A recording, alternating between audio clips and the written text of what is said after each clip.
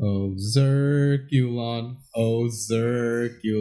we are the Yukon. From what are their alien bubble names? I don't remember any of them other than Fanul. Fanul. Oh man. Can you name all of their Zirculonian names without looking? Oh, I was about to look. No, I know Fanul. Fanul. My love. Wherefore art thou, Fanul? Exactly. We are totally like Garbagool and Gabagool. Star-crossed bubbles. This movie's weird. This movie's great. This movie is great.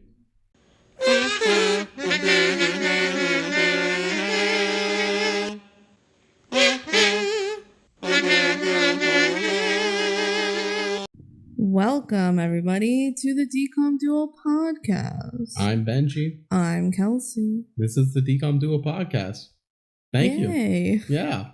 Today we're talking about Stepsister from Planet Weird. Heck yeah. And let me tell you, weird is a good word to describe this movie. This movie is weird. But like the good weird. In a really fun way. Because it knows it's being weird in a silly way. It's like a Weird Al.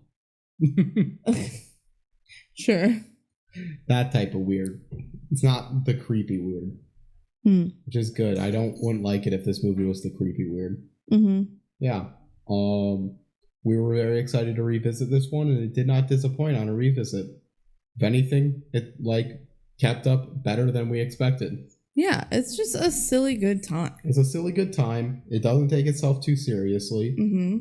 It is for an early DCOM, one of the ones that I feel like knew what DCOMs were and what they could be better than a lot of others in terms of it didn't take itself too seriously, but it's just provided some fun moments as soon as possible. It's like Can of Worms if Can of Worms didn't take itself seriously, because Can of Worms did take itself seriously. Which is pretty funny, because I love Can of Worms for taking itself seriously. Mm-hmm. It adds to the charm. Yeah. This one is in on the joke.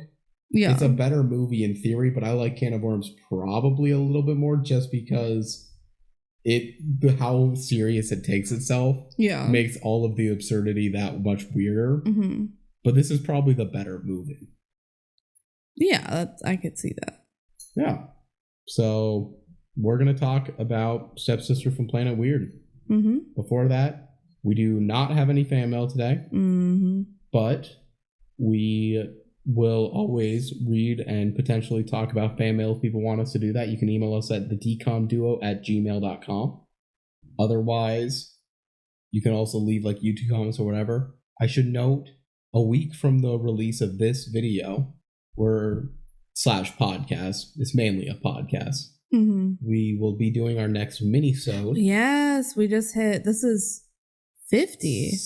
Is this 50? I thought this was 60. I'm pretty sure, I can double check. This is episode 50. Wow. I would say halfway through, but that's not even true. No, it's kind of halfway. We're halfway to 100. Yeah. Wow, can you believe this is our big milestone? I know, we maybe should have talked about that in our cold open, but it's okay. We did the Canadian anthem, but instead, Zirculon. Happy 50th episode. Oh my God. It's pretty exciting. That is really exciting. We've done a lot. We have hit our 2-week, an episode every 2 weeks milestone essentially the whole time. Yeah, there was one time where I think it was Wendy Wu accidentally didn't publish. Yeah. But it did on YouTube. So if you were a YouTube viewer, you've seen it every time. Yeah, that counts. So we've been very consistent. So cheers to us for 50 episodes. But if you have anything you'd like to say about the last 50 DCOMs or the next 75 or so we have to watch after, feel free to let us know. Again, the email is thedcomduo@gmail.com. We love to hear from people.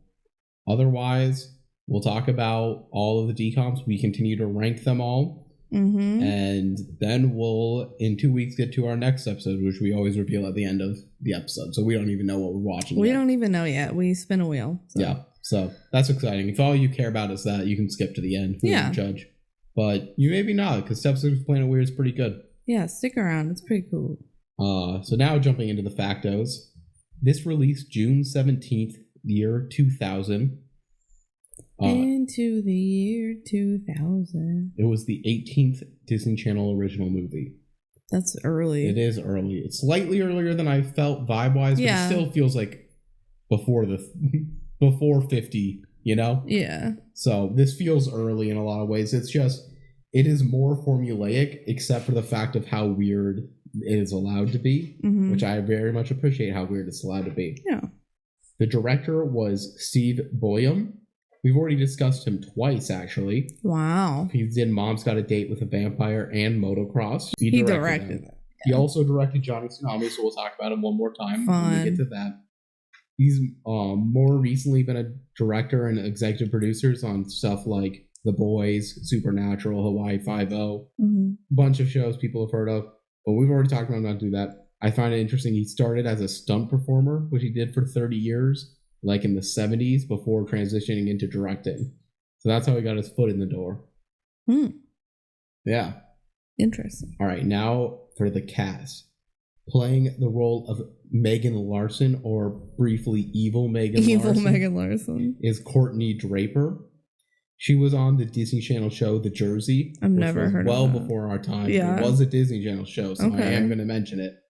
And she was in the 13th Year. Which is another DCOM that we have not talked about. She might be best known for her award-winning performance playing Elizabeth in BioShock Infinite. Whoa, that's a big role. Yeah, that's why I'm like, she legit might be best known as a video game voice actress, because that is like an extremely iconic role. That's crazy. Yeah, I have never played the BioShock games, so I can't speak too much to them. Haven't either. I know that's a major role. Yes, I took a video game class in college. It was like digital games and media or something, and we had to give like a PowerPoint presentation about a video game, I think, kind of analyze video game. And my group did BioShock Infinite, and I didn't want to, but I was with two boys, so that's what they decided. And my section was about like women in video games and how Elizabeth is such like an important character. So. Yeah, so you know a lot about her. Yeah. As played by Evil Megan Larson. Evil Megan Larson. That's really cool. She had very smaller roles. She briefly had like a main role in Bold and the Beautiful, but that was for like 5 months. Okay. She now has a law degree. Oh, good for you. Yeah. Way to go, Esquire. Yeah. Next up is Tamara Hope. She was the person who played Ariel Cola. Tamara has been in a lot of TV films and small credits. She won a Young Artist Award for the Sandbottom Orchestra. I don't know what that is, but she was a well-accredited young actress, but not in much that I'd really known. A lot of TV films. She has instead recently pivoted into music instead. Oh. Yeah. Oh, yeah, she sang in this movie. She did sing. She is the front woman of the folk/experimental band, which is also a critical darling band, The Weather Station.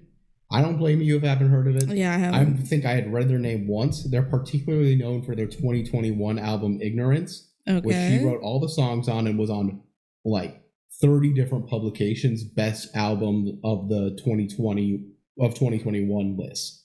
Like, it's a really well-reviewed. While writing this, I listened to the album, and yeah, it sounded pretty good. Not gonna lie. Wow. Yeah. I think it was pretty good. The Weather Station is the band. Okay. So that's her main focus nowadays. Pretty cool.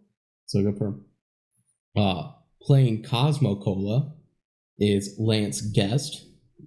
He was also in the Jenny Project. So that's a DCOM connection. His best known roles otherwise are probably Halloween 2 and Jaws the Revenge, which is the fourth Jaws movie. He only does sequels. Apparently. Yeah, otherwise various small TV roles, nothing too big. Playing the role of Kathy Larson is Christine Hage. Oh, I hate how that's spelled. Yeah, you want to spell it for the crowd? Khrystyne. Christine. Ugh. I'm not even sure I'm pronouncing Hage correctly. Haje. Yeah. Yeah. She's best known for her main cast role. She had a main role on the sitcom Head of the Class. I think I've heard of that. Yeah. If you watched Quiet on Set, that's the one that Dan Schneider got big on. Gotcha. Because he was a part of the main class there. Huh. Yeah. Various other small roles, but faded a bit from the spotlight.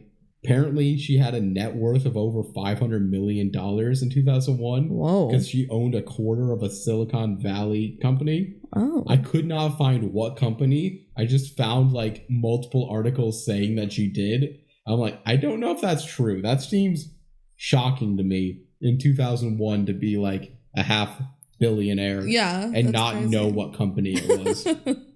Yeah. But I thought that was interesting. So maybe she's just rich. Some of these people, I just kind of copied a lot from Wikipedia. I don't even think I really needed to do this, but the Megan's best friend, Mikey, I put her in here because she actually had a pretty big role in The Lost World. That's Jurassic Park 2. Okay. Yeah. Also roles in A Little Princess and Harriet the Spy she had. Otherwise, small TV. That was Vanessa Leachester. I didn't say her name. Yeah. Oh. Yeah. Yeah.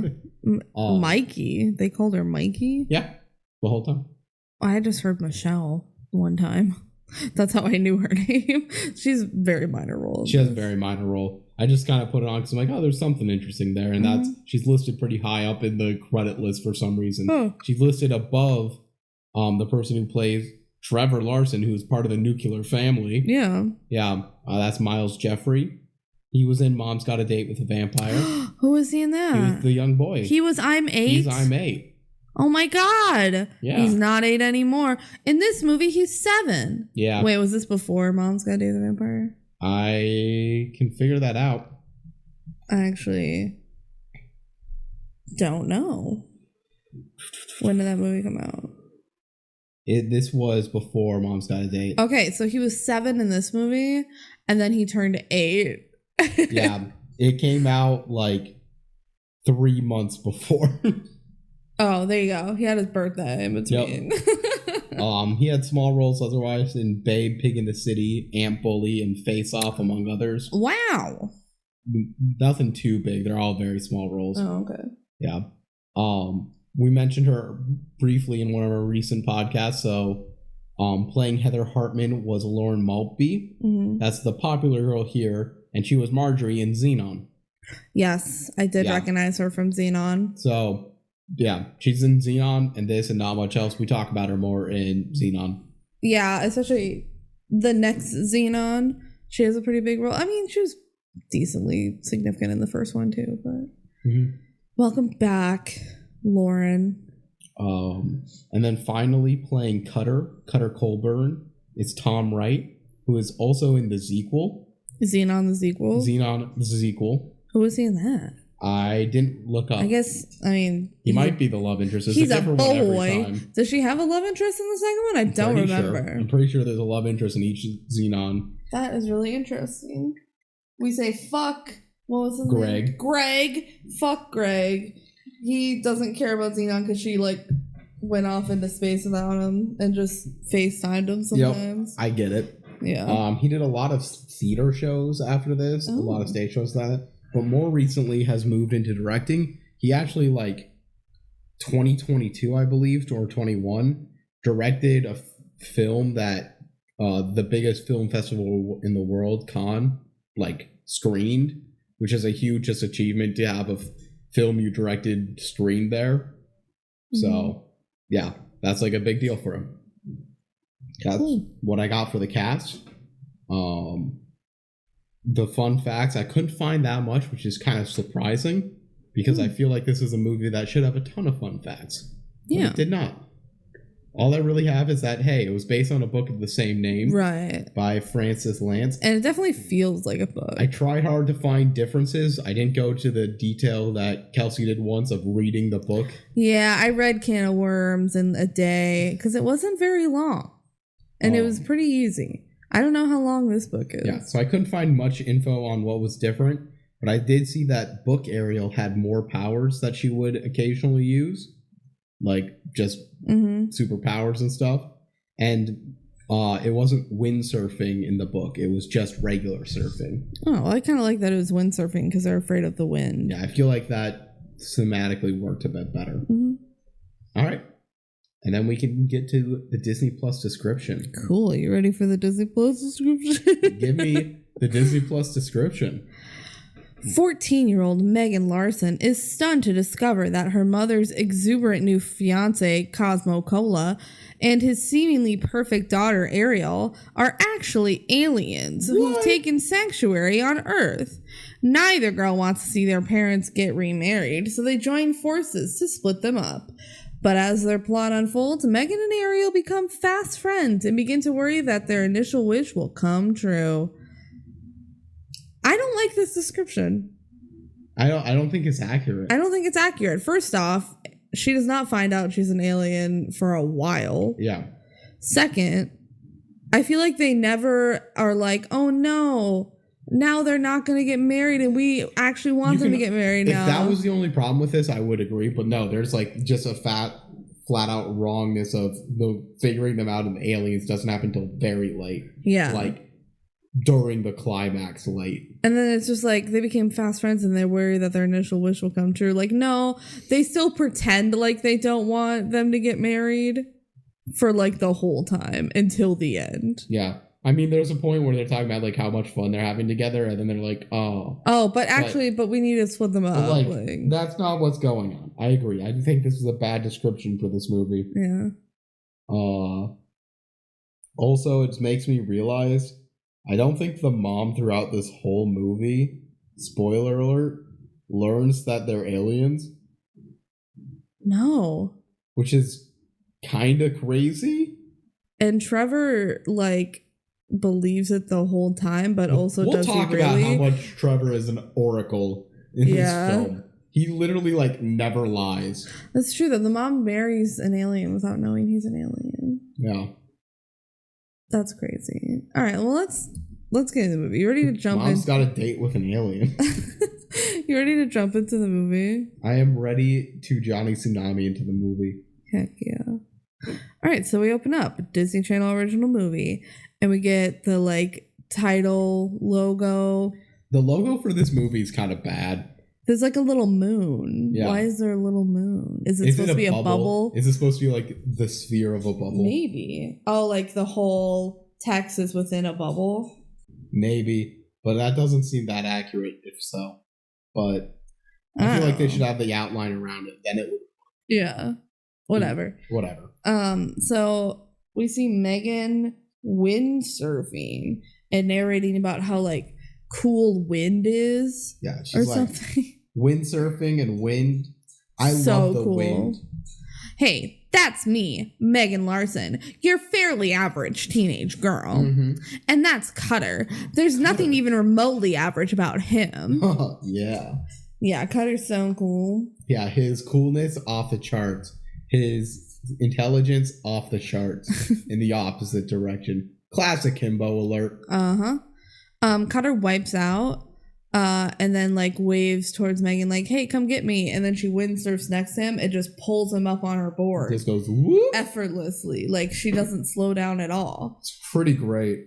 And then after that, they're like kind of on their boards in the middle of the ocean. And Cutter's like, you flatly rule. So like, do you want to be my girlfriend? And she's like, okay, I'll do it. Okay. And then Mom, Dad, oh my gosh, they're standing there in the middle of the ocean. Not in the middle of the ocean, on top of the middle of the ocean.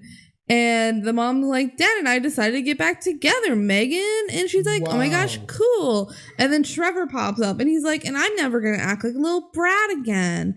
Wow. And then Heather Hartman is there with a posse of girls and she's like, I'm also going to welcome you into the popular group. So wow. This is great. We have no conflict for this whole movie. Yeah.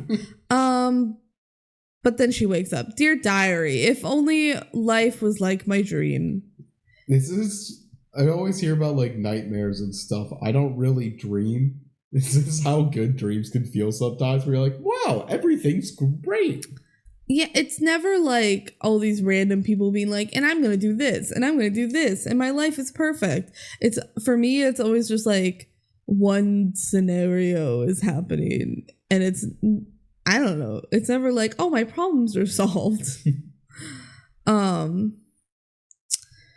So Megan narrates as she's talking into her diary, and Ariel will later too. And whenever she writes in her diary, she's always like, oh, diary, if only blah, blah, blah. She's such woe is me. But yes, diary. Like, she always has to write diary as she's So we always know it's talking to diary, but right. It does seem like she's talking to diary like they're a person. Like she's writing a letter to diary. And then Trevor, like, jumps on her and stuff. We get some background on her family. We learn that the dad is like never around now, and she likes to remember when they were all together. But even back then, he was like kind of a deadbeat dad. He's always on his phone for work. Yep. Always. They were at the beach, and he spent hours on the phone and never hung out with them on the beach. Mm-hmm. How you be on the phone for that long? Yeah, quit your job, man. You have a family. You're not getting paid enough. Well, diary, that's why they split up. Because he's always on his phone. And then there's mom. She loves windsurfing too. Yeah. Oh my God, it's a family business. Yeah. She owns like a windsurfing shop. Mm-hmm. But you know what she doesn't love? Crackers. Oh, wait. No, she likes crackers. Like sorry. She doesn't like cooking. She serves them crackers for breakfast. I just read crackers on my screen and said it out loud. She's like, crackers for breakfast. And she's like, what? Megan's like, you can't have crackers for breakfast. And she's like, well, you can also have soup. Soup for breakfast. And so crazy. The dog just starts eating the soup from the table, like his paws are on the table, and nobody stops him. He just eats the soup for like a solid minute. Everyone is looking at the dog eating the soup, and no one stops the dog. Yeah. The mom doesn't stop. The kids don't stop. The dog don't stop. Everyone's like, soup. They just let it happen. Megan says, mom usually isn't this weird, but since the divorce, she's been off. Maybe she's lonely. And she's had a few dates, but then, like, the kids kind of ruin the vibes. Like, Trevor acts crazy, and Megan's like, meh. Yeah. I don't know. The movie is pretty insecure about if the kids want a relationship or not. Yeah. Which is fair enough. It's a valid opinion, but I don't think they act like it. It's like the kids want it, but also the kids were not nice about. It's like they were scaring off them, but maybe they were doing it unintentionally. I also just wanted to point out that while Megan's talking to one of the mom's dates, she's reading a windsurfing magazine. She likes windsurfing. She really likes windsurfing. Man, remember when there was a magazine for everything? Now there's not magazines. Yeah. I don't know. I was never into magazines, really. Yeah, we grew up on the internet. Woo! Also, Megan really wants to be popular.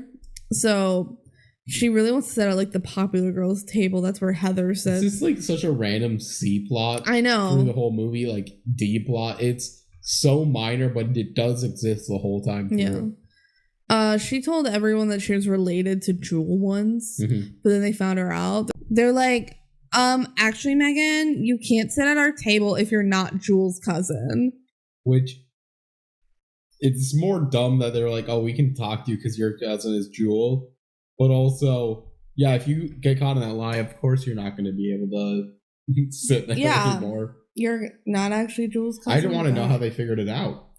And one girl just whispered in Heather's ear, like, "Hey, she's not her cousin." Hey, Jewel doesn't have any cousins. It's a well-known fact.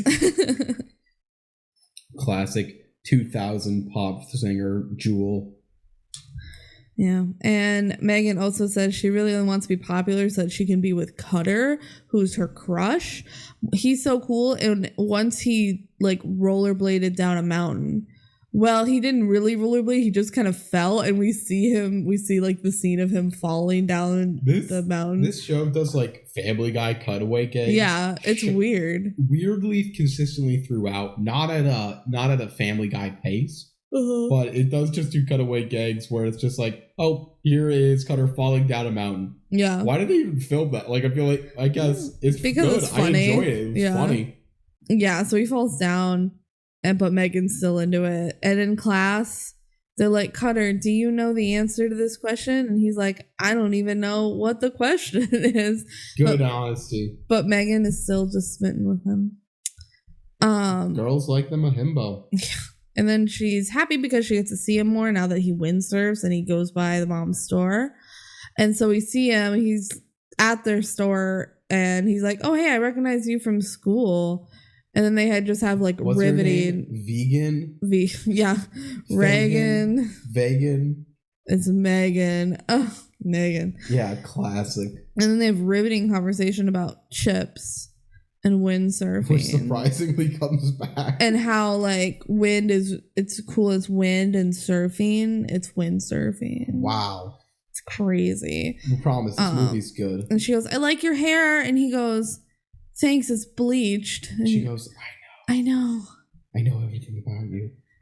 But now, diary, everything's changed. Dun, dun, dun. Mom met a guy. His name is Cosmo Cola, which sounds like an alien name. Yeah. Could you imagine? I think Trevor says, like, immediately. I know. I think Megan said it sounded like an alien name, but then Trevor is like, yeah, he's an alien. Trevor, through the whole movie, is obsessed with the aliens, but not in a way that a kid normally would be, but in a way where everything he says is factual about the two aliens that exist in this movie. Mm-hmm. And it's kind of crazy. He's like, oh, aliens, they hate the wind, right? Like, why would he think that? But yes. Yeah. So mom met him windsurfing. She was just windsurfing along and he was running up and down the beach and then like swam after her because he wanted to rescue her from like the wind because there's wind. And then they just clicked. She really likes his childlike quality. Yeah. He like offered her candy in the middle of the ocean after he was out there with her. Sure. Fun. And also he said he's from Yukon, which they cut to like a blizzard and they're like, Yukon population low. It's pretty good. Again, it's just one of those things. We're going to be describing a lot of visual comedy in this. Mm-hmm. And it's harder to describe that. Mm-hmm. All right. So they go on a date, right? Yeah. So they go on a date. Mom gets home late with a Vikings helmet that Cosmo gives her. Yeah. And then we get a little montage of her coming home late every night with like weird gifts. And the last one is like a bubble machine. Oh my God, bubbles. What? Cut to Megan playing guitar. Guess she can play guitar. And the mom comes into her room and she's like, Mom. And she's like, Megan, why don't you let people listen to you play guitar? And she goes, because. And well, at least you have a good reason. This like doesn't come back. No, she plays guitar later, but yeah, I don't know. So tonight's the big night. Everyone is gonna meet. So Cosmo and Ariel's coming over for dinner, and Megan is not thrilled. Megan is just kind of like, man, I don't really want to meet another family. Yeah. But she gets over it. She's fine. Yeah, Mom tries to cheer her up, and she says, "It means a lot to me if you try, because Cosmo makes me really happy." And then Megan promises to try. So then the doorbell rings, and it's time for the date. The date's out of their house. It is. Megan goes to answer it, and as she's heading towards the door, she's like, "It's gonna be great. It's gonna be great." She opens the door, and Cosmo goes, "Megan Larson!" And he like picks her up. Full on hug, lifts up. Very aggressive. Yeah. He's an alien. He doesn't know social customs. And then Trevor comes in with like a gun and says, "Are you a good alien or bad alien?" Like he's just Trevor immediately Oracle. He knows everything. He already thinks he's an alien. And Cosmo says, "Good mostly, but sometimes bad." And then he tackles him. Yeah, and they start playing. They play with the dog, and they get along. Trevor's just immediately sold. Yeah, he's like, Cosmo's really fun. Also, Cosmo brought them a whole like big pack of root beer. It's a lot of root beer. It's like a 48 pack of 2-liter bottles. And they ask, "Where's Ariel?" And he goes, "Oh, she's in the car. She doesn't like the wind." Yeah, I think Megan just like kind of bursts out laughing like what? The wind? Well, it can be very frightening if you don't understand it. Trevor says if you're an alien, it can blow you away.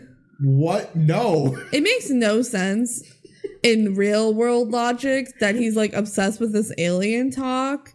I mean, maybe kids are like that. Kids can be like that. It makes no sense that any media. This is the only media I've ever heard of that where it's like aliens don't like the wind. Yeah, the only one. If you're an alien, wind can blow you away. Everybody knows that. Everybody knows that. But then Cosmo also says the wind is also a nice way to meet someone. Get it? Like your mother. Yeah. That was a your mom joke. Mom tells Megan to go help Ariel in. And when she goes outside, Ariel is not in the car. She's under the car. What? What are you doing under there? And Ariel goes, I fear the wind. I feel the wind. Megan goes, oh.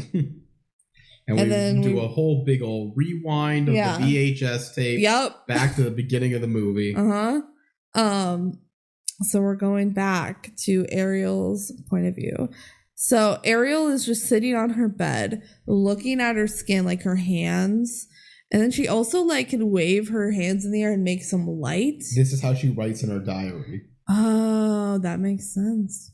We don't see Megan writing in her diary. Yes, we do. Oh, we do? Yeah. They show clips and B-roll footage of her like writing. Yeah. Oh, okay. So this is Ariel writing in her diary.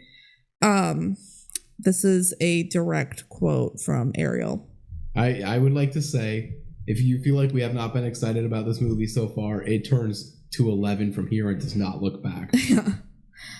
Every time I look at this horrid vehicle, the rubbery flesh, the flat face, the ghastly yellow hair that grows out of this hideous skull, I can only think, I am grotesque. And like it's all narrated until she says I am grotesque. Where she says it out loud. I am grotesque. It's amazing. The only things we've seen her say on screen are I fear the wind and I am grotesque. It's so funny. As soon as we saw this, we're like, oh, this movie's fucking good. It's like, oh, they're willing to go this far. I am grotesque. Every night she has the same dream. She's back on her home planet of Zircalon and is once again a beautiful pink ball of gas floating next to her beloved Fanul. So Ariel's an alien and she's a bubble. Yes, this is a planet full of bubble people. Mm-hmm. Not like humanoid features. No, they're literal just a circle. Bubbles, circles with faces. With faces, yes. She says Fanul is handsome and intelligent and she really misses him and she longs to be Zuazev, something like that, of Zircalon once again. Like that was her real name and now she goes by Ariel on Earth. And also her parents are there. The joy, the rapture, the bliss. They had to leave the planet because her dad is a freedom fighter. And it's an oppressive ruled planet. Yes. They weren't completely free on their planet, so they had to flee really fast. And then we have a scene of like a bunch of ships trying to shoot down the bubble people as they fly away. And then the mom just like floats up and pops, and the sound effect, beautiful, very satisfying, like ASMR. Yeah. She literally pops. But it was beautiful. She fucking died. Like, she's gone. She's gone. Yeah. We had talk about this before. This is a very rare DCOM to have an on-screen death. And yes, it was a bubble popping, but we have been shown nothing but concrete evidence that these are like souls within these bubbles. Yeah. She just fucking died. I didn't even see her get hit. She must have gotten hit by one of the lasers from the ship. Again, this is 12 minutes into the movie. It's not far. It's incredible that they just immediately say, okay, you had enough normalcy. We're going to go crazy. Yeah. I love it. This is where, again, the movie just immediately goes, no, we're going to go wild. Yeah. So Ariel's crying because her mom's dead. And she says, at least Earth has the only thing that we need to live, CO2. Yeah, so she drinks some soda because there's CO2 in there. She says, "At least I still have gas." Yeah, for some reason, drinking carbonation. It gives them like a really high-pitched alien voice. Yep. I wonder if that's what they sound like in bubble form. Maybe. In which case, that's not sexy. Ariel's like, I turned to my neighbor for some advice. Her name is Serena Sue. Mm-hmm. She's a lot of cats, and also she's a psychic. Or at least she claims to be a psychic. She tells Ariel that she feels different and doesn't belong here. And Serena says that Ariel was a cowhand in a past life. Like she's killed by a cow. Yeah, she's really into telling people what they were in past lives. That's her thing, and they're always American-centric. Yeah. And then Ariel calls her a ridiculous and pathetic person. And Serena like chokes on what I think is cat hair. I don't know. She starts coughing. Mm-hmm. And she chokes on a fly that flew into her mouth. Oh, gross. Yeah, and Ariel saw it coming ahead. I was like, well, you can't read my mind because I would have told you. Mm-hmm. She's a ridiculous and pathetic person. Yeah, I love it. The way Ariel just talks about everything is so funny. We're not giving her a good impression here because I don't think either of us can really do the voice, but it's incredible. The language, it feels like how Xenon slang feels always off. But since there's only one character here and the rest of the dialogue seems normal, it feels really fun. Yeah. At home, her dad decorates, and Ariel's like, I hate it here. And Cosmo says, hey, I miss our home too. He's very eccentric. He's decorating with a lot of like kooky stuff. Cosmo says, I miss home too. It was great to float, expand in the heat, contract when it cools down. And man, being a bubble was so rad. Yeah, it was awesome. Ariel says, like, well, let's go back home to mommy. And he's like, mommy has thinned out a little, Ariel. Do you not see her die? She fucking died. He says, besides, I'd be in prison forever. Here, we're free. And Ariel says, free to be hideous. She hates it. Yeah. Man, how insulting for all humans. Cosmo shows Ariel like a little dummy, like a puppet dummy. And he's like, look, humans have these to speak through. It's really cool here. And also we learn that they get their money through diamonds that they brought with, which are useless on their planet, but really valuable here on Earth. Yeah, because guess what? Humans like diamonds. Yeah, so that's how they're affording everything. And then they drink some more soda and their voice gets high-pitched again. Yeah, they love their gas. And then we get like a 2-minute scene where the dad goes out and climbs a tree, and then Ariel still complains about wanting to go home. And then she runs inside when the wind picks up, and the dad also runs off, and they see Serena Sue, and as he's running away, he goes, we fear the wind! We fear the wind. So then Ariel goes into the bathroom, and she goes back into her bubble form. Yeah, apparently when they're touching soapy water, they could get turned back into a bubble. I don't know how they're able to, like, a lot of this is not flesh explained, and that's fine. Yeah, how can they get turned into a human? And then also a bubble. They just leave their skin suit. I don't know. So as she's a bubble, she says, Fanul, Fanul, why must you be the son of the emperor and I, the freedom fighter's daughter? We're just like the tragic story of Glaba and Gronko, the star-crossed bubbles. Which one of those is Romeo? Which one's Juliet? I don't know.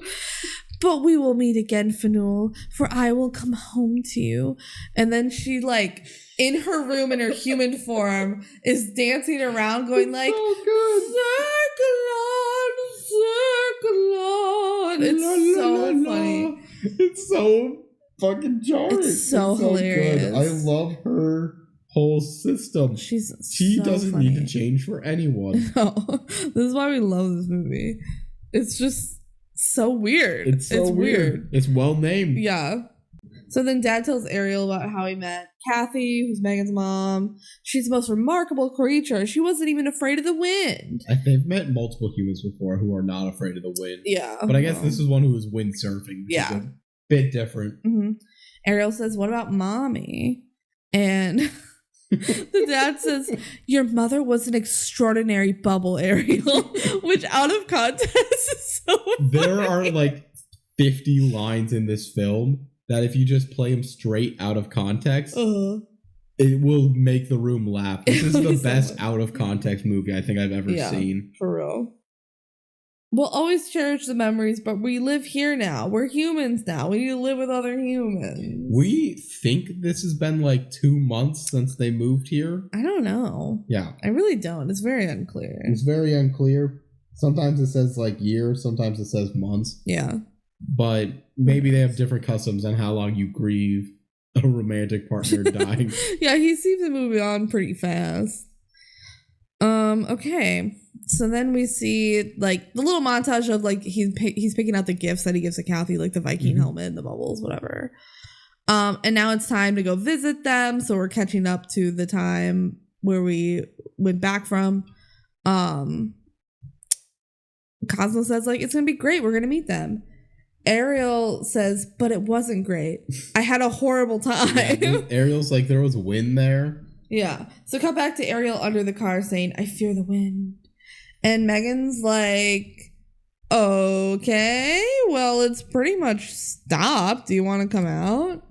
And then Ariel comes out and they go inside. And inside, so Kathy, Cosmo, and Trevor are playing checkers. Yeah, and Trevor just got this insane combo where he took all of Cosmo's pieces. And I just gotta say, Cosmo better have been throwing because that's like impressively bad. Yeah.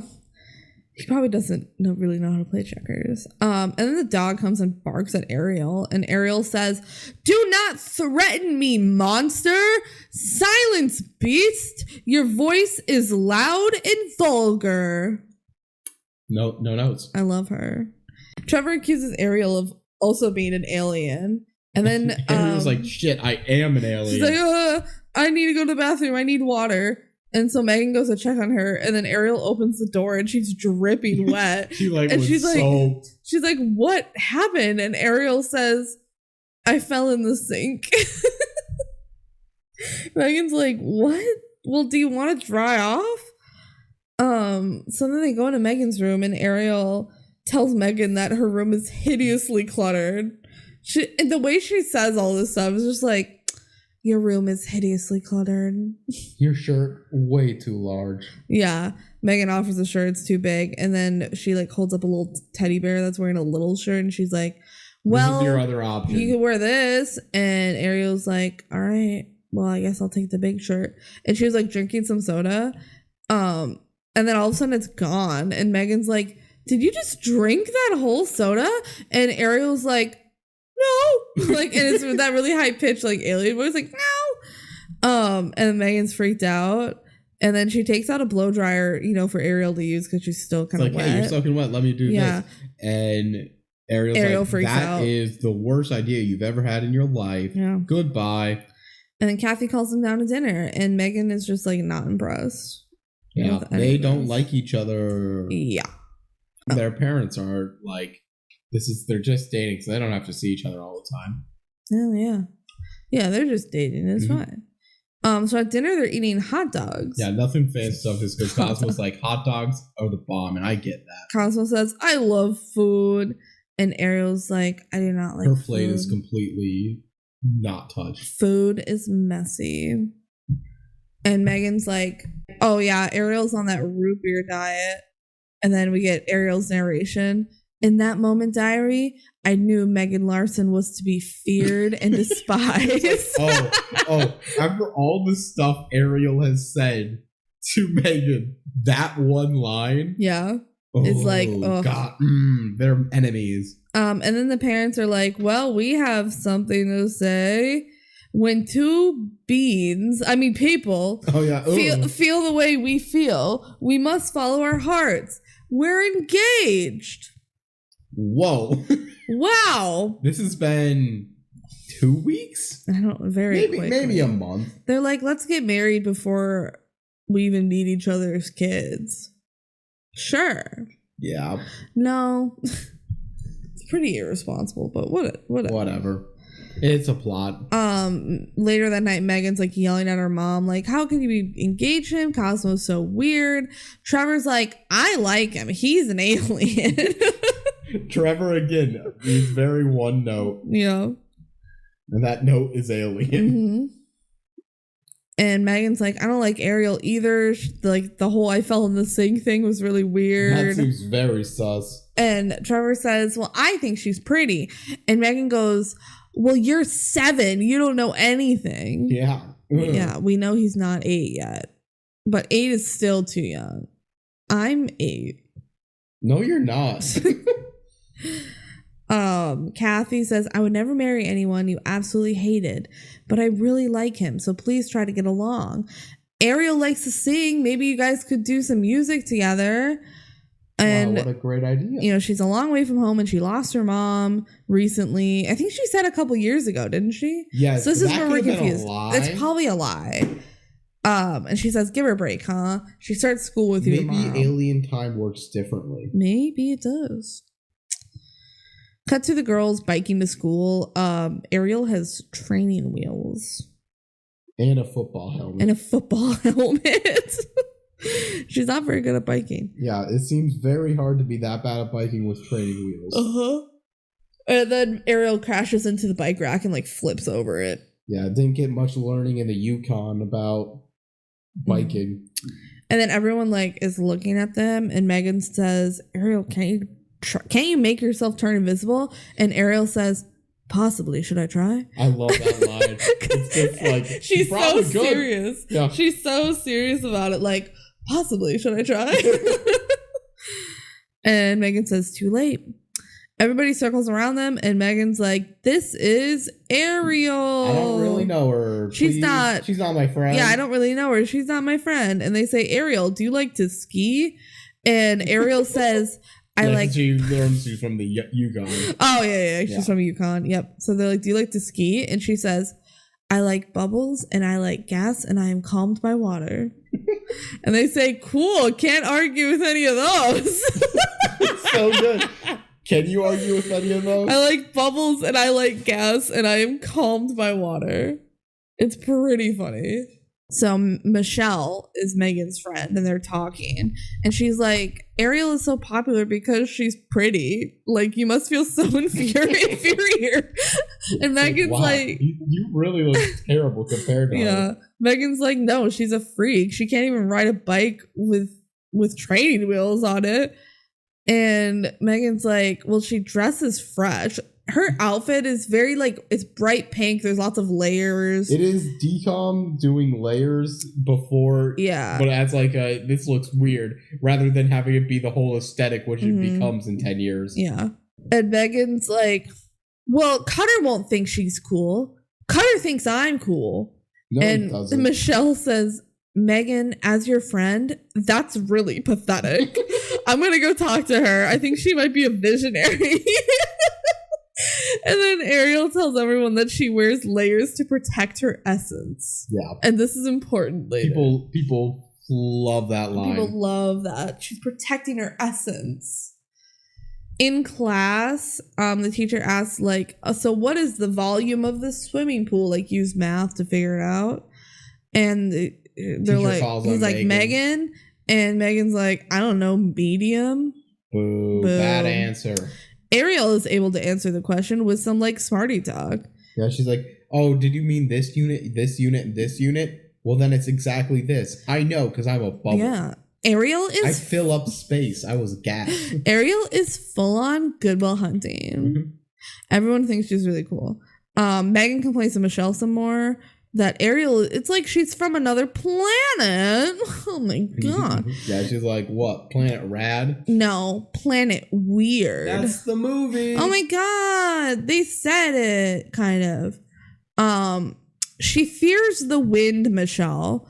And Michelle's like, well, wind is scary in a way. Everyone defends this, and it's really dumb. They just love Ariel so much immediately. Like, it's great. It's really very funny. The other me of it. Yeah. And I love it. Or like, kind of like Athena from Kim Possible, but she had a cool stick. So I don't know. Ariel really isn't doing anything, and they're just immediately like, oh, she's like the coolest person I've ever met in my life. At lunch, Ariel's already sitting at the popular table. Heather then calls Megan over. She's like, Megan, come here. Oh, Megan, you're so lucky to be stepsisters with Ariel. And Megan's like, well, she's not my stepsister yet. So they're like, Megan, you can sit here every day because you're connected to Ariel and we really like Ariel. Mm-hmm.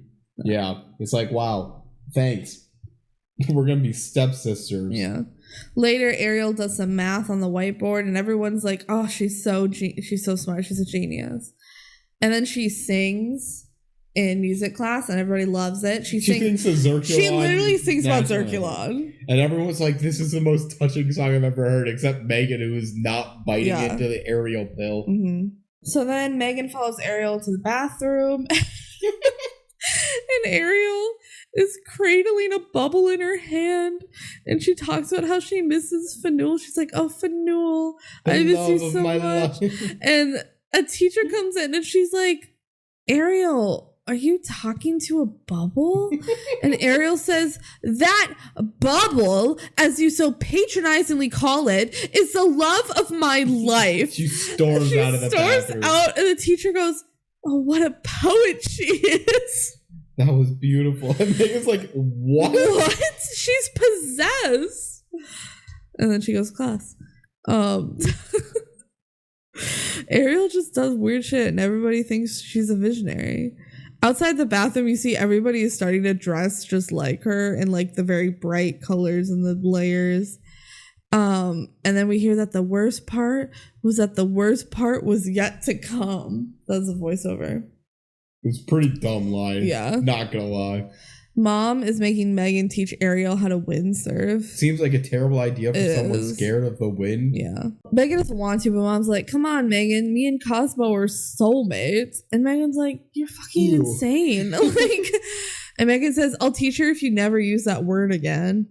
So then Megan tries to teach her how to windsurf. Ariel fears the wind. And Megan's like, you're going to have to get past that. And so Megan goes out into the water. She starts windsurf. And as she's windsurfing back on shore, she sees that Cutter is talking to Ariel. What? And that's my question. You can't do that. And then Megan wipes out. Rewind. VHS tape. Hit the rewind button. We're going back for Ariel's.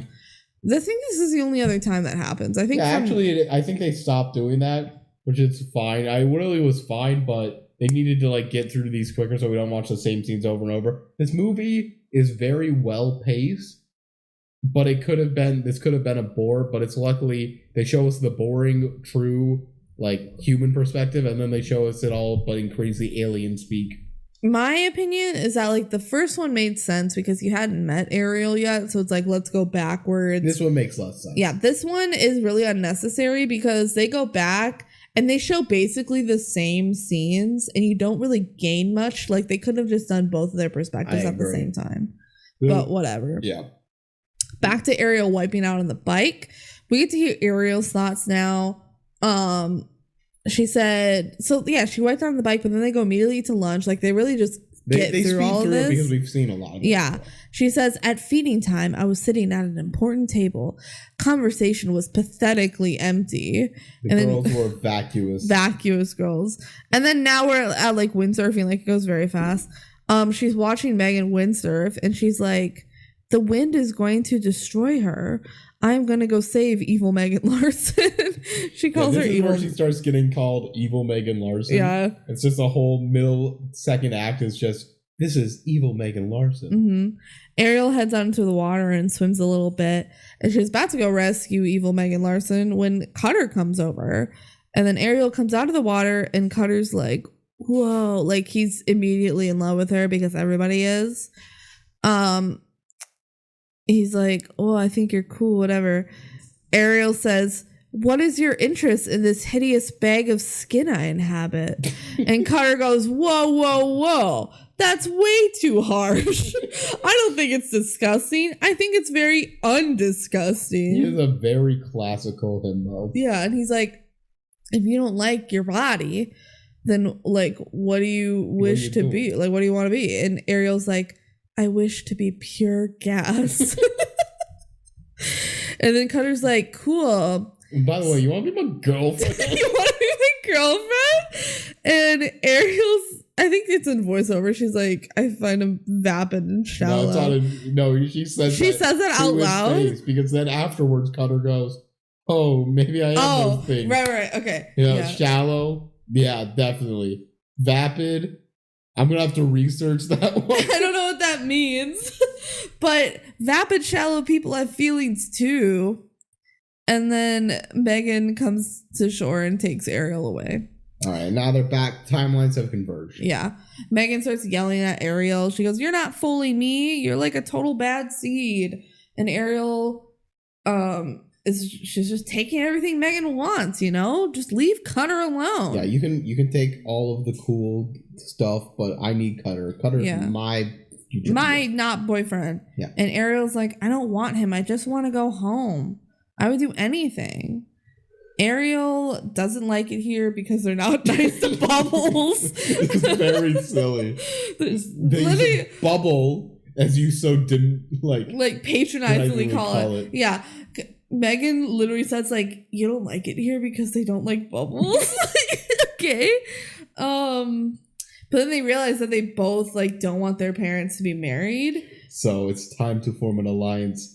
Evil Megan Larson teams up with Ariel. Mm-hmm. So then when the parents go out that evening, evil Megan Larson and Ariel volunteered to watch The Small Noisemaker. That is a quote from Ariel.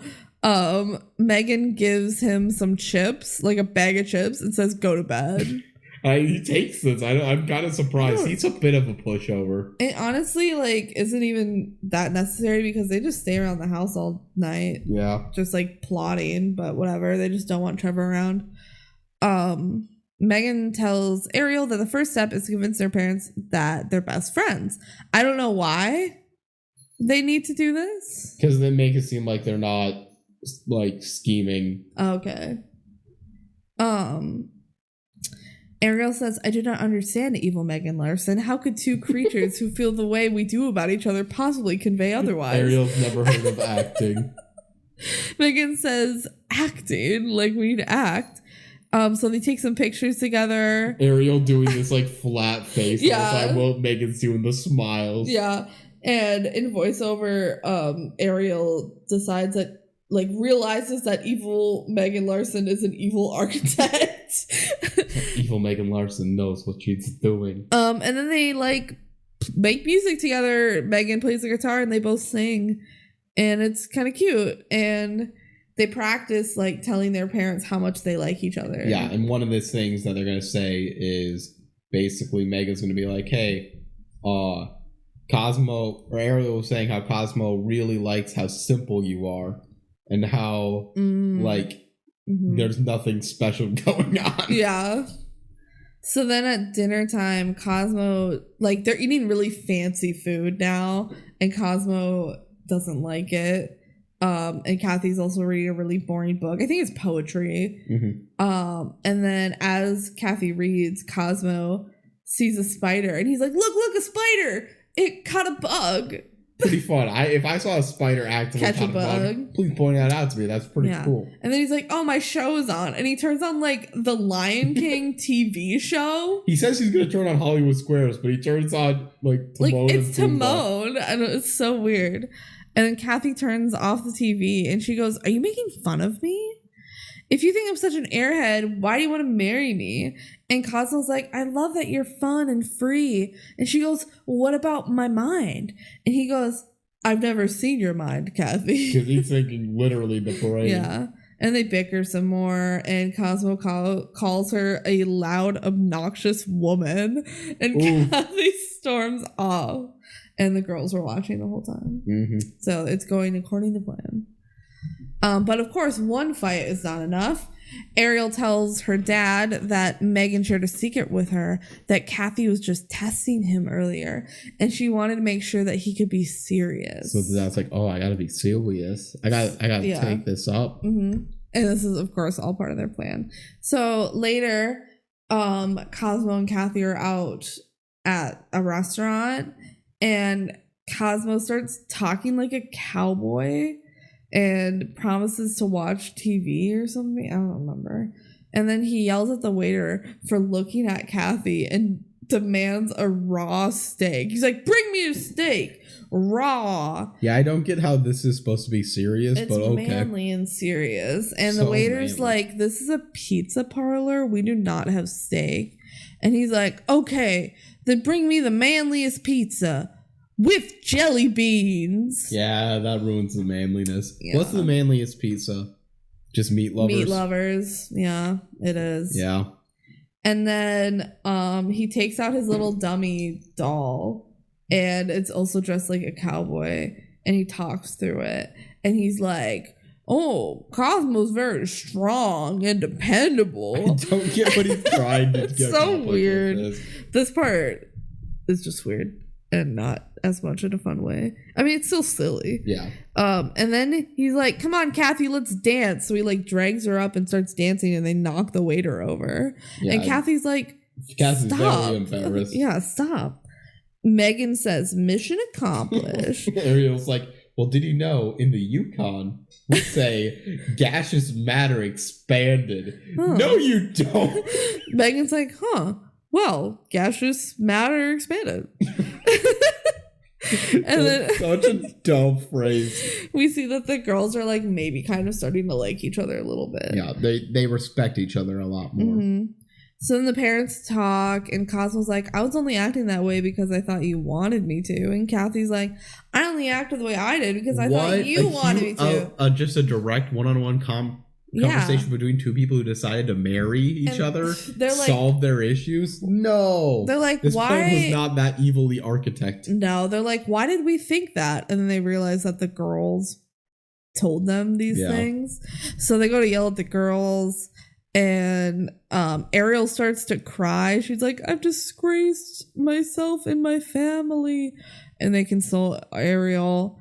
And Trevor's like, "I guess it's not easy being an alien." You know they're aliens because I know. Because I know for sure that they're aliens. That night, Ariel says, "I cannot endure this any longer." So she makes a distress call to Faneuil. It's like, "Hey, you up?" Also, "Hey, you up? Hey, Faneuil. Also, here I am. Don't tell your dad. Yeah, that would be bad. Yeah, please come and save me, but also do not tell your dad." Okay, bye-bye. Bye. So then Megan's new plan is to make the parents fall in love with other people. This is the first plan at least had some logic behind it. This one's pretty dumb. No, this one's dumb. She's going to set her mom up back with her dad. This ain't Parent Trap. Yeah. Also, we see... And also, the parents don't get back together in Parent Trap, right? Yes, they do. What? I think there's a different version where they don't. Okay, well, they definitely do in the Lindsay Lohan one. Okay. Because it's kind of dumb that they do. Wait, have you even seen the movie? I have seen They're soulmates. Of course they fall back. I mean, it is kind of dumb because it's like, you separated me from my twin and then 1 week back together and you're getting married again? Fuck you. Yeah, right. Like, brief tangent in a Parent Trap. There is no ethical way for it to go. Yeah, for real. How did you hate each other so much that you hid the other's existence? Yeah. And you just were like cool with not knowing one of your daughters because you hated the spouse so much. But then you ripped up a picture so you can say, "Here's your mom. Yeah. Here's your dad." Yeah. And then what a stupid. And you were movie. just never gonna meet your daughter. I have one of them. They're basically the same. That's such a DCOM ass plot. Yes. But it's an iconic movie. Yeah, it is. I got no real complaints. Also, so while Megan and Ariel are talking about this, back to Stepsister Planet Weird, We see a bunch of girls wearing like tank tops that say "protect your essence." Everyone loves this, and you know what? I get it. That is a phrase that would go hard in 2024. Yeah, and they're like practicing like talking like Ariel. Anyway, so Megan and Ariel game plan who they can set up their parents with. So Megan's gonna set her mom with her dad, and Ariel's like, there's our neighbor spiritual guide Serena Sue will be good for my dad. They also talk about like it's kind of a bummer though, like our parents do seem to like each other a lot, and like Trevor gets along with the dad, and the dad gets along with Trevor. They love each other, and they're just kind of talking like, yeah, they do get along. But anyway, like, but we can't. No, see, the DPD was wrong. Yeah, I know. Because they never stop doing the plan until it's too late. But whatever. They never even get close to breaking them up. No, not really. Megan says, let's throw a party and make it up, to make it up to them. We'll say, we're going to throw you a party, make it up to you for their bad behavior because they'll go nuts for that. Mm-hmm. And we'll invite everyone, and then chemistry will take over. Yeah, it's that easy. Sure. Yeah. It's so much of a party. It's just like you're having two people over. It's dumb. This like plot point I feel like they did not need. Yeah. So then Megan tells Trevor that Cosmo, like, hey Trevor, Cosmo is an alien. Yeah, you were right. And he's like, I know. But you weren't right about everything. Yeah. He's a bad alien. He's like, I don't think so. And she's like, well, you know what this paper is? It says, my plan to take over the world by Cosmo Cola. Step 1, eat Trevor. What? And Trevor goes, his face just drops. And he goes, what do I need to do? It's great. It's so funny. It's just like, oh, fuck. I had it all wrong. He was an alien. I knew that. Everyone knew that. Everyone knows he's an alien. Duh. But he's an evil alien? He's going to eat me? Just immediately drops. Yeah. He's like that. I love this guy. So then they set up for the party, which again is just two people coming over. Yep. It's not much of a party. Ariel starts blending all the food together in a blender, and Megan's like, what the hell are you doing? Why are you blending the food? And Ariel's like, isn't it going to the same spot anyway? It is true, but at the same time, Ariel, you've seen no humans do this in your several months here. Yeah. Maybe think about that. Or maybe she's just very unobservant. Yeah. Since Serena Sue shows up, she tells the dog that he was once Mickey Mantle. Yeah, it's famous baseball player Mickey Mantle. Yeah. And the parents come home. The dad doesn't care that much for Serena Sue. Serena's very cold towards Kathy. Like, she's very rude because she's into the dad. Yeah, I think Serena's into, and we should be clear about this, into Cosmo. Sorry. There's also Megan's dad who's going to show up. Yeah. So Serena's into Cosmo and she's acting cold towards Kathy. But then Megan's dad comes over. His name is Fred. Yeah. Fred Larson. Megan's like, oh, you should join us for dinner. And Dad's like, I don't know, Megan. I have work to do. Like, why don't you just come with me to my place and I'll work and you guys watch TV? Like, he's a shitty dad. Yeah. He's doing, like, visits probably because he has to, and he just sits them in front of the TV and is on the phone at work. Like, he never stops working. Megan's like, no, we can't. Trevor is sick. So they go up and Trevor is pretending to be sick. Mm-hmm. Yeah. He's looking up to the light saying, God, don't take me now. And then they're kind of like, oh, are you sick? Like, I don't know if they're really buying it. And then Trevor turns to his mom and is like, Mom, if you and Dad get back together, could I still play with Cosmo sometimes, even though he's bad? Even though he's an evil alien? Trevor! What the fuck? He's only 7. He doesn't know how to follow plans. He just blew the cover. He's fully just like, oh my gosh, Mom and Dad are going to get back together, but I still want to play with Cosmo. He's like, really cool. I might be eaten, but that's fine. Yeah, even though he's bad, like, he's really fun to play with. Megan's like, oh my God. Anyway, Dad, you should stay for dinner. You're already here. So. Yeah. So then Serena tells Cosmo that he died in the Civil War and also he was a raccoon once. Pretty fun. Fred is like, I gotta go to work. I've already lost an hour. It's fucking dinner time. Whatever. But then he meets Cosmo, Kathy's fiance, and he's like, oh, when did that happen? Dad's like, I kind of need to see this. And they're like, he's from the Yukon. And Dad's like, no one lives in the Yukon. Guess what? We get the Yukon cutaway gag again. Population is still low. Still low. You're getting married? I need an antacid. And Serena says, no, you need harmony. Your soul is a warrior. It needs calm. And then chemistry takes over. And then Serena and Fred fall in love. And Megan's like, okay, time for dinner. And she tries to split them up. But Fred and Serena are just too into each other. And they sit next to each other. And then Megan like spills the green mush food on Serena and Cosmo to try and like break whatever's happening up. And then Cosmo starts a food fight with some soda. Goop. It's very goopy. Yeah. Why is the food pure green? Because it got all mixed together. That would not make it that bright of a green. It's very slime green. And then Megan looks over at Ariel and she's like, it looked like she was like falling apart. Like she looks all wavy, you know, kind of like a bubble, like water. Ariel runs to the bathroom and Megan follows her into the bathroom and she's in the sink as a bubble. Pretty crazy. They just gotta drop this into this chaos scene. Megan runs down and she's like, she has no body.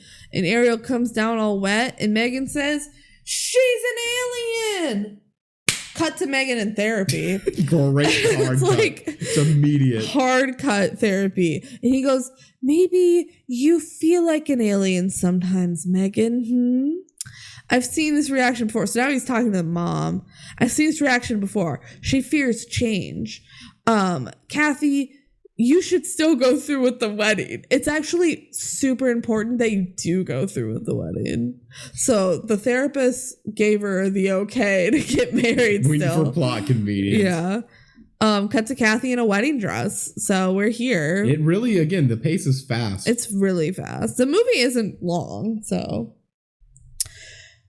Megan's like, he's an alien, Mom. Okay, so the mom was told, but she didn't believe it. I still think she doesn't believe it by the end of this she doesn't movie. believe he's an alien, but Megan is like, he's an alien. And she goes, after we're married, he'll be a citizen. And Megan's like, that's not what I meant. Mom's like, I know. Megan's like, Mom, you said you wouldn't marry him if I didn't like him. And Kathy says, honey, I talked to the doctor. If I for one second thought your fears were justified, I know he's different, but it's part of what makes him so wonderful. Another one, Laura, if you cut this line in, this is a great out of context line. Yeah. This is crazy that the mom is being correct here. She's like, I know I promised that if you hated him, I wouldn't marry him. But if I thought you were justified. If I didn't think you were lying. Yeah. I understand you don't like him, but I don't think you're justified in not liking him. It's very funny. It's so funny. Just like, I actually don't value your opinion right now, so I am going to marry him. Sorry. She believes that this will make the family happy. So now we're at the wedding, except it's like before the wedding and everyone's just kind of hanging out. Everyone's like going there and like the couple seeing each other. It's weird. Just like in their backyard. Like it's a very low key wedding. It is. Where's Ariel? Oh, she's just collecting herself. And so we see Ariel in the room and she's saying goodbye to her old self. And then all of a sudden, Fanul is there in human form. It is I, Fanul. They talk the same. It's beautiful. Please do not hug me. That physical proximity is repugnant to me. Yeah, Ariel tries to hug. Yeah. She got too attached to human culture. Yes. Human customs. Ariel says, we must move quickly. Dad is going to be married within an hour. And then Fanul's dad shows up. The Emperor. Emperor Zavad. Oh my God. The dictator. Insane. Emperor thinks that change is bad, but Ariel's like, no, it's not always bad. Humans are kind of cool, actually. And they're like, what the fuck, Ariel? What happened to you? And then he threatens to freeze Ariel's dad unless she takes them to him. And then Serena Sue comes in and asks who these people are. And Ariel says, this is Mike and his father, Doug. They're also from Yukon. Yes, let's go Yukon. And then Serena offers them herbal gum. And the Emperor shoots her with a freeze ray. And it is this beautiful monstrosity of CGI of just Cubes. blocky PS2 graphics. Yes. Of like big ice cubes, but it's her body. Ariel says, perhaps we are annoying creatures.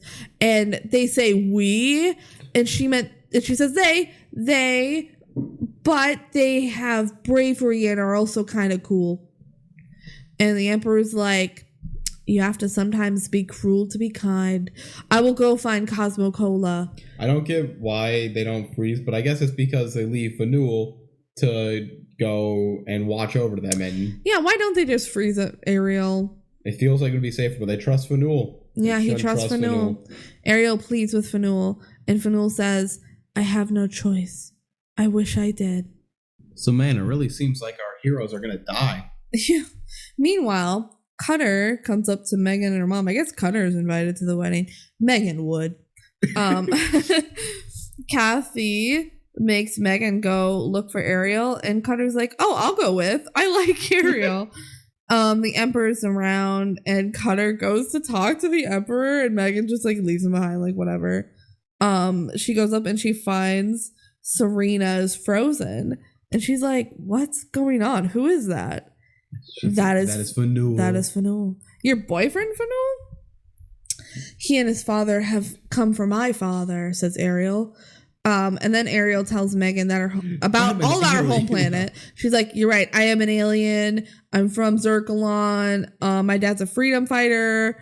We came for freedom and stayed because my dad loves your mom. And Megan's like, okay, cool. Sorry I haven't like helped much, but I'm here to help. At least she just accepts it. She's like, okay, yep, cool. I mean, you saw Serena Sue get just utterly frozen. Yeah, and she saw Ariel as a bubble before. Yeah. And she's just like, yeah, they're aliens. They're aliens. Like, they just accept it very easily. It's like anybody deciding Paddington is a talking bear. It's just it's just like, oh. Okay. That's you're a bear? Weird, but like, I'll accept it. You're a bear and you talk? Oh, okay. Yeah. Cool. You're a pretty cool bear, actually. They're like, yeah, you're an alien? Oh, okay. Mm-hmm. Ariel's like, you're not cruel and heartless like I thought you were. You're brave and fearless.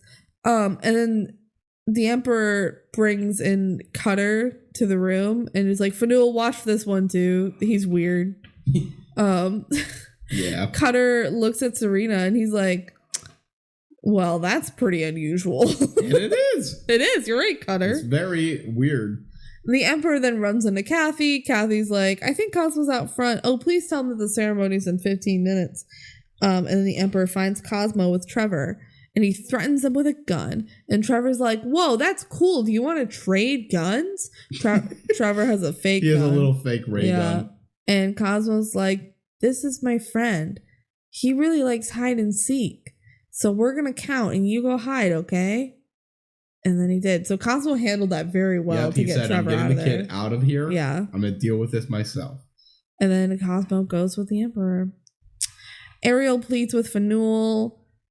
And he's like, no. And then Megan's like, come on, dweeb, let us out. And Fanul's like, damn. Like, he likes Megan. And Cutter says Fanul is scamming on Megan, which means that he likes her. Yeah, it's a weird terminology I've never heard before. Yeah, I guess it's from the year 2000.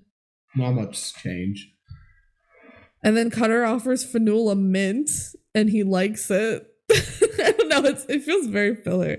And then Fanul's like, I like Megan's brown hair more than Ariel's yellow hair. I love how vapid this kid gets. It's so funny. It's just very like serious, oh my god, everyone might die, into, I'm into blondes myself. I'm into brunettes. And then Ariel and Megan like game plan how to get out. So Megan goes over to flirt with Fanul. She's like, you must have so much power. Don't you ever have time for fun? And he says, sometimes I have time to power float. First, you have to be a bubble to do that. Because Cutter's like, whoa, that's crazy. How do you power float? Megan's like, well, here we have lots of time and choices to do stuff, And Cutter's like, oh yeah, like we float down rivers, and one time I bladed down a mountain. Cut back to him falling. He's like, well, I mostly fell down, but it was still cool. And they say, yeah, what other stuff, Cutter? And Cutter's like, well, there's like potato chips. There's 18 flavors of potato chip, and they're all good except yogurt. Yeah, except yogurt. Ariel tells Fanul that here there's so many choices and it's really cool. And Cutter's like, yeah, but your dad is a full-on tyrant, dude. Whoa, I didn't even know I knew that word. Tyrant. Cool. He doesn't want freedom. He like froze that lady. It may be kind of cool, but it isn't. Cutter for president. He says it like it is. He's just like starts explaining freedom. It's so funny. He's like, yeah, but your dad, man, not cool. Like, he just completely understands the entire situation. He hasn't even been told about them being alien. He's made some assumptions and just figured some stuff out. It's so funny. Fanul's like, I understand. And then Cutter gives him a high five. And he's just explaining freedom. And Fanul's like, yeah, I'm in. We're out of here, dudes, says Fanul. It's so good. It's so great.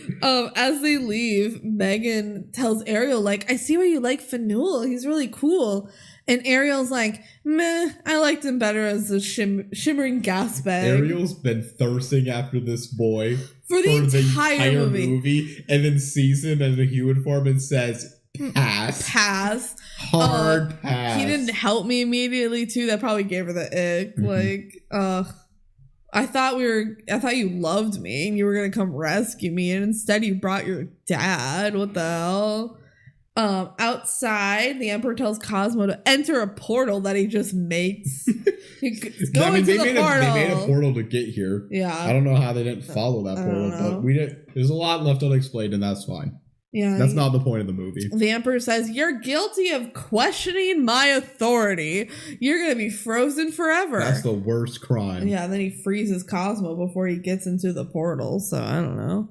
And then he's like, Fanul, bring me the girl. Yeah, because Fanul shows up. Yeah, but then Megan comes out instead of Ariel, and she's like, that girl is my stepsister, and that's my stepdad. Let them go. Well, they haven't gotten married yet, so technically not really. No, but this is her accepting them. Like, this is my family now. I like them.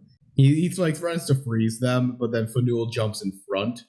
Fanul's like, time for some changes, father. Let them go. And then Ariel and Cutter come out with some hairdryers. And they all start blowing the hairdryers at Mr. Savant, Emperor, Bubble Man. They're in the middle of the yard. There was no way those hairdryers are plugged in. No, you can see that they're not plugged in. No, it's very funny. The cords are just dangling. It's hilarious. You're just supposed to assume they are. Yeah. It's great. And then the Emperor starts to like kind of melt or something. Yeah. And then he starts to float and he turns back into his bubble form. And they just keep blowing their hairdryers at him. It goes on for way too long. And he's like, your tiny machines have no effect on me. And his bubble gets really big. But then Trevor been watching everything from the shadows. Yeah. He brings out a full leaf blower and just goes, it's like, how about try this one on for size? No, not the wind. And then they blow him away. And I think he fucking dies. He does pop. Yeah. They go 2 on-screen deaths in this movie. Yeah. They go, Trevor, you fully rock. And they all are blowing him. And then he pops and he fucking dies. Damn. Mm-hmm. Make the noise. Oh, good. I would like to point out, I believe we've seen multiple DCOMs that have death in them. You in terms of on-screen deaths, I think this is number 2 and 3. Because we have the one guy in You Lucky Dog. Yeah, You Lucky Dog. He died on screen multiple times. They showed the scene multiple times. But it's times. the same guy. Yeah, it's the same guy. And then we saw the mom die as a bubble. And we saw the emperor die as a bubble. And those have to count. And no. It's 4. There's been 4 because in Ring of Endless Light, he died on camera. Did he die on screen? Yes. I wrote it down in the notes. He fully died on camera. Okay. I could not remember. I thought he died off screen, but like with a scene right before I'm pretty sure he died on camera. You might be right. I will go back to my notes, and I'm pretty sure I've checked it on the podcast before, but yeah, because it's just like on-screen deaths are so rare for DCOMs that it's really funny that we get 2 here, and we just don't care because it's just a bubble popping. Yeah, no, they don't care that it's like horrifying because it's not. It's just a bubble. Oh, yep. Okay, so back in our Ring of Endless Light notes, then he pulls her in and says that Vicky has a wonderful gift and a special voice. She can't hide it. The world needs her beauty. It's a touching moment. Then he dies right then and there. Holy shit. So those are my notes for that. He dies right then and there. He died on screen. Shout out Ring of Endless Light. So this is death 3 and 4 on screen. And it's bubbles. It's incredible. It's just bubbles going. Then Faneuil unfreezes Cosmo, and it's time to get married. And he's like, "I'm so sorry, I'm late." Like they run to the altar, which is the backyard. Kathy's like totally cool that everyone, all of her family is gone on late. her wedding. Yeah, Kathy says, "I would wait forever for you." Whatever. And then they realize, oh shit, we haven't unfrozen Serena. Yeah, let's go get Serena. And then they get married. And Fred Larson takes a call in the middle of the ceremony. Something's never fucking changed. Dude, what the fuck? Why was he even invited? And then Cutter like kind of nods his head, like bobs his head up and down, and Faneuil joins it. Like they're just jamming. Yeah, it doesn't make sense. There's not even music going on. No, they're just like nodding his head, and Faneuil's like, hell yeah. Yeah. So then they dance at the wedding. Yeah, they're like slow dancing that night. Ariel is dancing with Cutter, and Megan is dancing with Faneuil. They traded boyfriends, which, okay.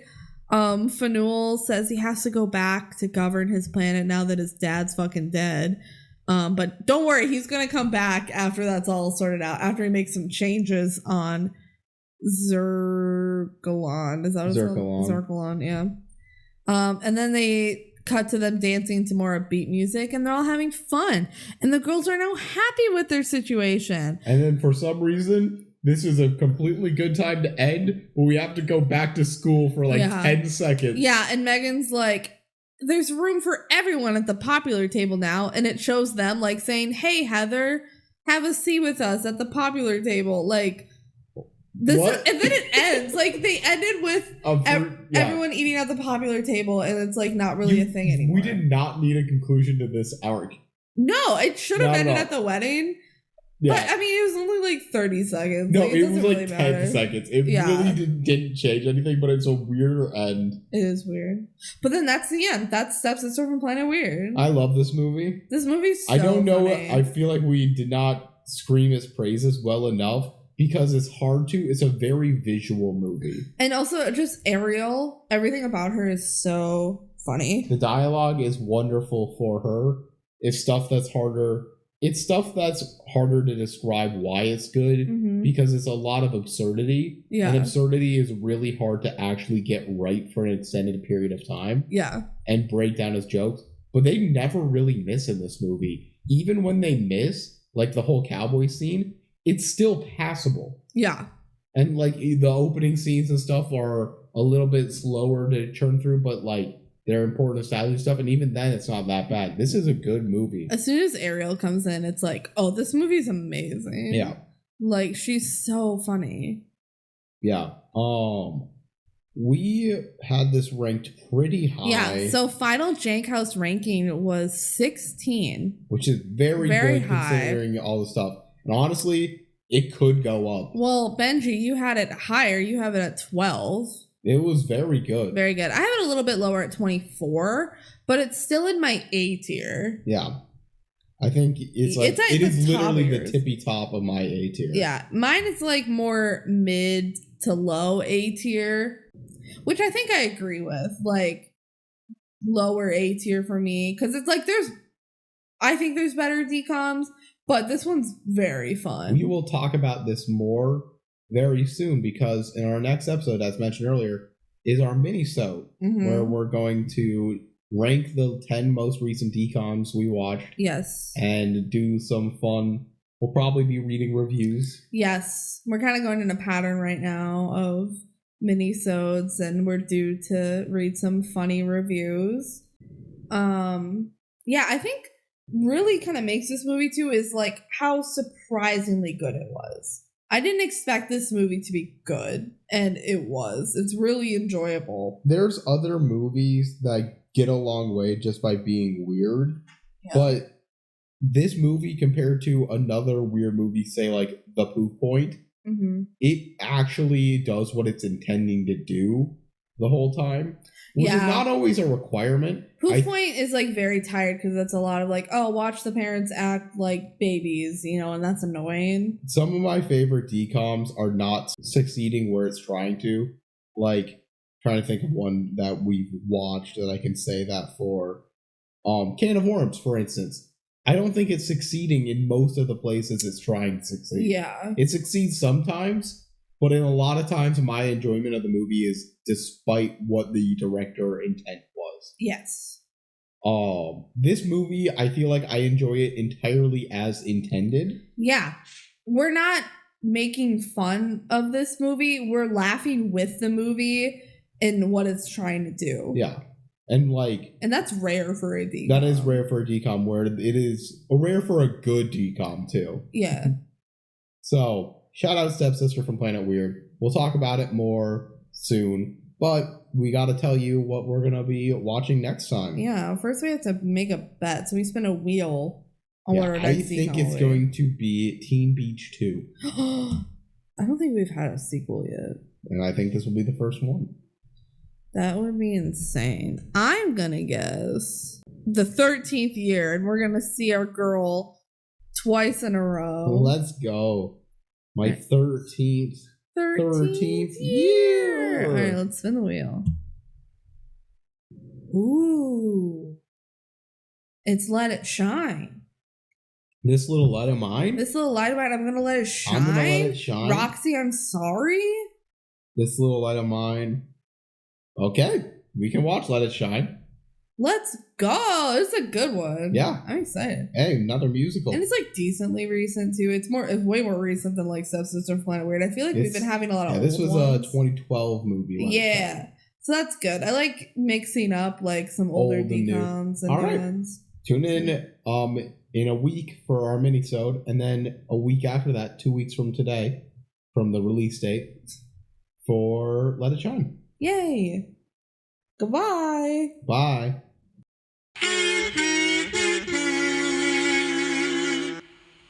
Scenes from our next episode. Her beauty's crazy. I watch her from the crowd. Her love is so amazing. She make her mama proud. It's more than a crush, more than a like more than a love.